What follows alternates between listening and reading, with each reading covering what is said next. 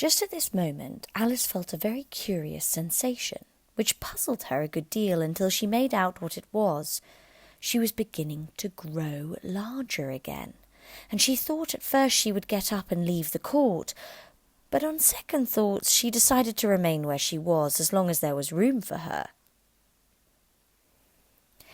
"I wish you wouldn't squeeze so," said the Dormouse, who was sitting next to her. "I can hardly breathe." "I can't help it," said Alice very meekly. "I'm growing." "You've no right to grow here," said the Dormouse. "Oh, don't talk nonsense," said Alice more boldly. "You know you're growing too."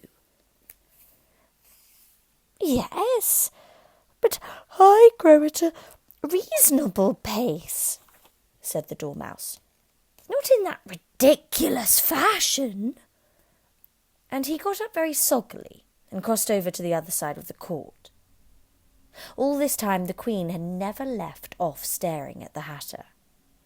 And just as the Dormouse crossed the court, she said to one of the officers of the court, "Bring me the list of the singers in the last concert," on which the wretched Hatter trembled so that he shook off both his shoes. "Give your evidence," the King repeated angrily, "or I'll have you executed whether you're nervous or not." "I'm a poor man, Your Majesty," the Hatter began in a trembling voice, "and I hadn't begun my tea.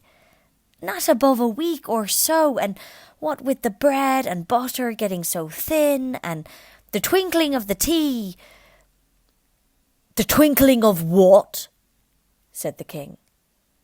"It began with the tea," the Hatter replied. "Of course twinkling begins with a tea," said the King sharply. "Do you take me for a dunce? Go on." "I'm a poor man," the Hatter went on, "and most things twinkled after that. Only the March Hare said—" "I didn't," the March Hare interrupted in a great hurry. "You did," said the Hatter. "I deny it," said the March Hare. "He denies it," said the King. "Leave out that part." "Well, at any rate, the Dormouse said," the Hatter went on, looking anxiously round to see if he would deny it too, but the Dormouse denied nothing, being fast asleep. "After that," continued the Hatter, "I cut some more bread and butter." "But what did the Dormouse say?" one of the jury asked. "That I can't remember," said the Hatter. "You must remember," remarked the King, "or I'll have you executed." The miserable Hatter dropped his teacup and bread and butter and went down on one knee. "I'm a poor man, Your Majesty," he began.